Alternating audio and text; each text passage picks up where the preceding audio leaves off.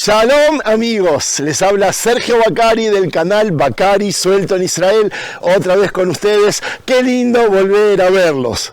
En realidad ustedes me están viendo a mí, pero qué lindo saber de que me están viendo. Amigos, qué lindo saber que siguen visitando la tienda virtual, les quiero dar las gracias. Y para los que preguntan cómo se entra a la tienda virtual, pinchan el primer enlace que se ve en la descripción de este y de todos los videos que hago. No se la pierdan, no tiene ningún desperdicio. Últimamente mi hijo está poniendo cosas increíbles. Imagínense tenerlas en sus manos sabiendo de que salen desde la tierra de Israel. Hay entregas a todo el mundo. Amigos, el video de ayer lo hice en el asentamiento Peduel, más precisamente en el balcón del país, y les hablé sobre el judaísmo mesiánico. Les dije de que el judaísmo mesiánico no sirve de nada sin la construcción del tercer templo, sin la reconstrucción del gran templo de Jerusalén, y ese es el tema de hoy. Algo que a veces uno no puede creer de que sea cierto, pero hay un grupo muy grande y muy importante en Israel que tiene todas las intenciones de construirlo, de reconstruirlo en el lugar adecuado en el monte del templo. Y amigos, si antes nos reíamos, decíamos que era gente que soñaba con hacerlo, esto ya es realidad. Y yo les voy a contar sobre cosas que no les conté hasta ahora. ¿Se acuerdan que hice un video en el monte del templo? Les conté sobre Itamar Ben-Gvir, les conté sobre Smotrich. Hoy les voy a contar sobre más factores que están sacándolo adelante sin mirar lo que tienen enfrente y con todas las intenciones del mundo. Detrás mío hay una colina, detrás de la colina hay una especie de templo desolado, abandonado, que para mí es una reliquia arqueológica que mientras la recorremos les voy a contar sobre estos fenómenos que no lo van a poder creer. Los que no vieron el video de ayer, vayan a verlo, después vuelvan, o al revés, vean este, después para entender el contexto vean el video de ayer, pero ambos videos le van a dar una visión general de lo que yo pienso y lo que el judaísmo piensa, lo que Israel piensa sobre el judaísmo mesiánico y el tercer templo en Jerusalén. Empecemos, amigos.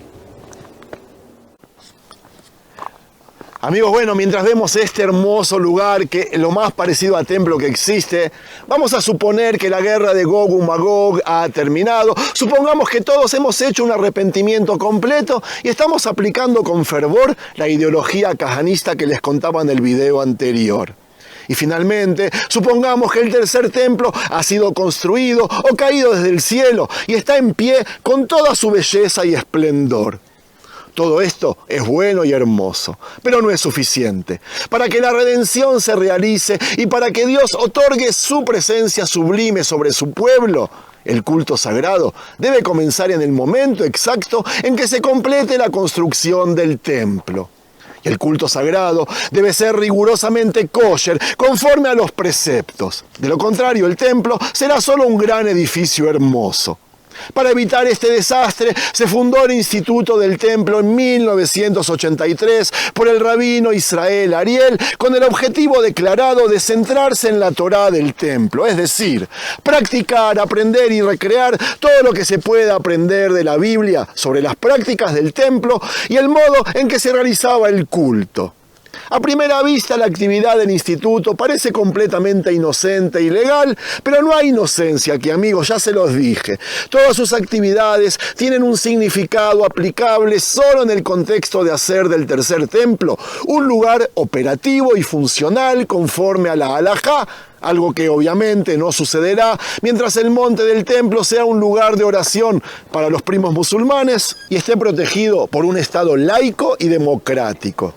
Una gran parte de la actividad del instituto se dedica a encontrar soluciones a cuestiones relacionadas con las leyes de culto y con los sacrificios, dado que han pasado aproximadamente 2000 años desde que se ofreció la última vaca en el altar. Por lo tanto, la pregunta de cómo se llevó a cabo el culto requiere una respuesta y una preparación detallada. Bajo la sombrilla del instituto opera un taller donde ya se han confeccionado las vestiduras sagradas que usarán los sacerdotes. Los ropajes de los sacerdotes deben ser tan puros que en el taller también se ha tejido la tela llamada buz, de hilos de lino de una variedad rara traída desde la India. En el taller se ha fabricado el cinturón, que es una amplia faja que se ciñe a la cintura del sacerdote y que tiene bordados en color rojo. Amigos, qué lugar maravilloso este, no me lo puedo creer. Desolado, pero rico hasta más no poder. Les contaba del color rojo y amigos, no es un rojo que se compra en una de las tiendas de pintura, sino un rojo que se extrae de un gusano llamado chenille, probablemente un insecto que crece en un roble. Bajo la actividad del instituto también se prepara el color tjelet, el azul de la túnica que llevará el sumo sacerdote, que también debe ser kosher de manera rigurosa. El color tjelet mencionado en la Biblia se extraía de la secreción de caracoles marinos, Números 15:38, aquellos caracoles que han desaparecido por completo de las costas del país y que el doctor Baruch Sterman, un físico, los encontró en Grecia, sí, los trajo al país y logró recrear la antigua coloración. Increíble. Un dato adicional que es importante mencionar se refiere a los tiempos del culto que se llevarán a cabo en el templo. Si el culto no se realiza en el día y hora correctos, será una catástrofe, dicen. Así como hay una importancia de santidad en la hora en que entra el Shabbat, también hay una importancia de santidad en los tiempos del culto que se llevarán a cabo en el tercer templo. Y los tiempos sagrados del culto nos llevan al calendario y a la fase de la luna. Y si hablamos de la luna, este calendario es matemáticas pura. Les cuento de que en el departamento de matemáticas de la Universidad Bar-Ilan en Ramat Gan, Tel Aviv, se llevó a cabo hace muchos años un curso especial que funcionó durante aproximadamente 15 años consecutivos, que trató sobre cálculos de calendarios. El curso no formaba parte del programa de estudios del departamento oficial y solo participaban doctores y profesores de matemáticas, más una estudiante peculiar cuyo nombre no se puede mencionar. Y más que todos los preparativos juntos, lo más importante son 5 vacas rojas y kosher que fueron traídas desde Texas en el año 2022, que según los informes se encuentran en alguna granja en el valle de Bet Shean. Informes que no son correctos. Yo estuve ahí, yo las filmé para ustedes y el lugar es completamente distinto. Entre todos los tipos de impurezas mencionados en la Biblia, la más grave es la impureza de un muerto, ya que se extiende al templo y lo contamina. Y la presencia metafísica de Dios no residirá en un templo impuro. Para purificarse de la impureza de un muerto y para asegurar que no se derrame en el templo, es necesario preparar un cóctel a partir de las cenizas de una vaca roja. Una vaca cuya kosheridad, creo que se dice, solo pueden determinar expertos en la materia, y de esto se trata en el libro de Números, más precisamente capítulo 19. En realidad se debe quemar la pobre vaca y luego recoger sus cenizas para mezclarlas con agua. No se recomienda para beber, pero sin este compuesto con características paganas y hechiceras, por lo menos para mí, no se puede purificar el templo y sus utensilios o toda persona que haya estado en contacto con un muerto. Y al final, amigos, todos nosotros entramos en contacto con un muerto, ¿verdad? Dado de que las cenizas de la vaca son el purificador supremo que existe, a mi juicio se utilizarán principalmente para purificar el monte del templo, que hoy sirve como lugar de oración, les recuerdo, para los primos musulmanes. Para concluir, les cuento de que en el instituto del templo también se han reunido los utensilios que están destinados a estar en el templo, como la menorá, el lavabo, el altar y más. Les recomiendo ver el video que hice dentro del instituto del templo, que no me habían dejado filmar, pero yo de todas formas filmé. Por suerte, Ben-Gvir y Smotrich, ministros de Israel y líderes de toda esta movida mesiánica que les contaba en el video anterior, no saben cerrar la boca, no pueden callar. A mí eso me ayuda a seguir lo que dicen y entender a dónde apuntan. Sin embargo, estos dos no son una curiosidad. Detrás de escena hay un sistema completo, organizado y legal que espera el día de la orden. El día en que se levante el tercer templo, y esto por supuesto ocurrirá en la era de los últimos días y solo después de que el monte del templo sea purificado. Y esto es responsabilidad de los hombres del Instituto del Templo, cuya actividad es legal y se lleva a cabo en silencio y discreción, sin provocaciones, sin exaltaciones. Del otro lado del ring tenemos la resistencia judía. Para mostrar cuán profundamente ha penetrado la ideología violenta de Kahana, debemos hablar de la resistencia judía. Y por supuesto, no podemos olvidar a Noar Agvaot o los jóvenes de la colina, un grupo que hace años que estoy tratando de hacer un video con ellos y aún no lo conseguí, pero se los debo. Les cuento de que la guerra de los 6 días llevó a la unificación de las dos partes de Jerusalén. Después de aquella guerra, se unieron las dos partes de Jerusalén, este y oeste, y el monte del templo y el muro de las lamentaciones, que estaban bajo el dominio del reino jordano, regresaron a manos nuestras. Lo que nos importa en este momento es un judío llamado Gershon Salomon, de bendita memoria, quien, como era de esperar, fue un hombre de Kahana que fundó el movimiento Neemanei Harabait Be'eretz Israel, o fieles del monte del templo y la tierra de Israel. El objetivo del movimiento, sorprendentemente, era construir inmediatamente el tercer templo y así apresurar la llegada de los días mesiánicos.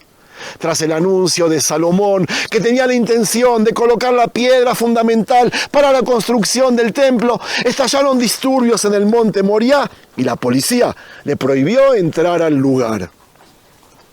Y esto es un resumen de lo que dijo, apoyando la afirmación principal de este capítulo de que la construcción del tercer templo es una condición para la redención mesiánica y que antes de ello debe ocurrir una guerra colosal.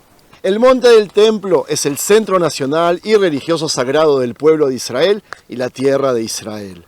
Creo en la redención que vendrá después de la guerra de Gog y Magog, un evento que tendrá la forma de una guerra del bien contra el mal absoluto, y todo el proceso culminará en la salvación final de la humanidad y en la coronación de Dios como Rey en el monte sagrado, el monte del templo, en Jerusalén. ¿Cuándo sucederá? No lo sé, pero sucederá exactamente como dijeron los profetas en la Biblia. Antes de su muerte, se le permitió a Salomón subir al monte del templo y allí fue fotografiado apoyado en el hombro de Itamar Ben-Gvir. Como era de esperar, los primos musulmanes no colaboran con las visiones mesiánicas de Kahana, Salomón y todos los que vinieron después. Muy mal de su parte, de los primos que no desalojan el monte y destruyen sus sitios sagrados. Lo digo sarcásticamente, por supuesto, pero esa es la situación. Y si esa es la situación, entonces hay que corregirla. Y para ello se formó la resistencia judía. La resistencia judía, amigos, fue establecida con un único objetivo: volar las mezquitas que están en el monte del templo.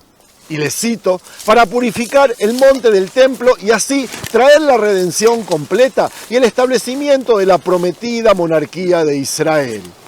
Para cumplir con esta sagrada finalidad, amigos, acumularon explosivos, pero las autoridades del régimen secular y helenizado, entre comillas, de Israel, frustraron sus planes y en 1984, hace 40 años, el Shabak, que es la agencia de seguridad de Israel, detuvo a los miembros de la resistencia y algunos de ellos cumplieron penas de prisión.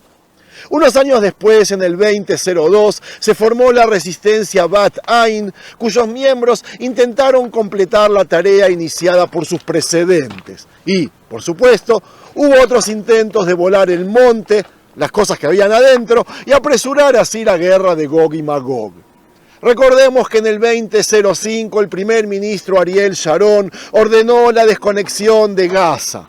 Y les cuento de que en la casa de Smotrich y su grupo, aquel que es ministro ahora, se encontraron 700 litros de combustible que estaban destinados a dañar caminos e infraestructuras con el objetivo de evitar la evacuación. El tzadik, justo, entre comillas, fue detenido por el Shabak durante 4 semanas. Sin embargo, el Shabak renunció a presentar contra él cargos debido al temor de revelar quién fue la fuente de su actividad. Y finalmente, también mencionaremos a los jóvenes de las colinas que les contaba antes. Los jóvenes de las colinas son el lado más violento del paquete mesiánico y Ben-Gvir los representa frecuentemente en los tribunales. Él es abogado, les recuerdo. Y ya hemos dicho anteriormente que la ideología de Jajamim promueve el terrorismo contra los árabes. Se trata de jóvenes que viven en asentamientos improvisados en Judea y Samaria, aquí nomás, que se encuentran en el corazón de los pueblos árabes. Los conflictos entre ambas poblaciones podrían definirse como terrorismo mutuo, aunque el terrorismo árabe no es el tema de este video. Y así como hubo sicarios que lideraron la gran revuelta que terminó con la destrucción del segundo templo, los hay hoy en día. Como cualquier movimiento que se ocupa del terrorismo ideológico, los sicarios tampoco reconocían la legitimidad del poder romano, ni la legitimidad del poder judío, el fariseo, que era el liderazgo civil y religioso del pueblo y que en esos días controlaba el segundo templo. Flavio Josefo dijo sobre ellos lo siguiente: ellos mataban a la gente a plena luz del día y en las calles. Ellos eligieron intervenir en un día festivo en medio de la multitud que celebraba, ocultando bajo sus ropas espadas cortas, sicas, es decir, sicas, con los cuales mataban a los hombres de sus enemigos, es decir, aquellos que se oponían a ellos. Y cuando caían los hombres, los asesinos gritaban injusticia junto con toda la multitud. Tan rápidos eran estos emboscadores en su tarea y tan hábiles para desaparecer de la vista que no se puede creer. Amigos, si Flavio Josefo estuviera vivo hoy, haría copia y pega de estas palabras y no exagero. Porque así como los sicarios no reconocían la legitimidad del liderazgo fariseo, los jóvenes de las colinas no reconocen hoy en día la legitimidad del régimen secular y democrático en Israel y no dudan en enfrentarse con el ejército, y lo hicieron más de una vez. Recordemos que en el 2015 Amir Hamza Ben Uliel lanzó una bomba molotov a la casa de la familia Dawabsha en el pueblo de Duma, asesinando a 3 miembros de la familia. Los miembros de la Knesset, de la fuerza judía, especialmente Limor Son Arel Melech, aún lo ven como una persona pura y trabajan para aliviar las condiciones de su encarcelamiento. Increíble. A continuación, una cita de sus declaraciones. Aquí hay una injusticia, una pérdida de tiempo para un judío que ni siquiera hizo nada. Pero supongamos que sí lo hizo. Adelante, acepten su regreso. Asesinato, digo yo, ¿qué importa? Él, Ben Uliel, es judío y los miembros de la familia Dawabsha eran árabes. ¿Cuál es su problema? Y otra frase de Limor Son que dijo: no hay terrorismo judío y debería haber una ley para los judíos y otra para los árabes. Amigos, quiero resumir los puntos principales que mencioné hasta ahora. El fenómeno conocido como kahanismo, que se identifica con la enseñanza del rabino Meir Kahana, no ha desaparecido ni se ha desvanecido tras su muerte. Se trata de un judaísmo mesiánico cuyo objetivo final es transformar el régimen de Israel en un régimen teocrático, un régimen encabezado por hombres de religión similar a Irán de estos días. Bajo este régimen bendecido se levantará el tercer templo y el Mesías vendrá y todo será maravilloso. Lo que quise demostrar es de que el mesianismo kahanista no es un fenómeno marginal, sino un fenómeno que en diferentes grados de extremismo ha enviado ramas en todas sus direcciones y cuyos miembros operan tanto dentro de la ley como fuera de ella. Por lo tanto, no hay ninguna posibilidad de que Ben Gvir o Smotrich, que representan la ideología de Kahana, acepten que Netanyahu renuncie al control de la franja de Gaza. Los días dirán si tengo razón. Haré videos desde Gaza mostrando los nuevos asentamientos judíos, o haré videos contando que Israel ya no tiene como primer ministro a Benjamin Netanyahu. Amigos, espero que les haya gustado el material. De ser así, no se olviden de regalarme un me gusta, que les cuesta. Comentarlo, compartirlo y suscribirse al canal. Shalom.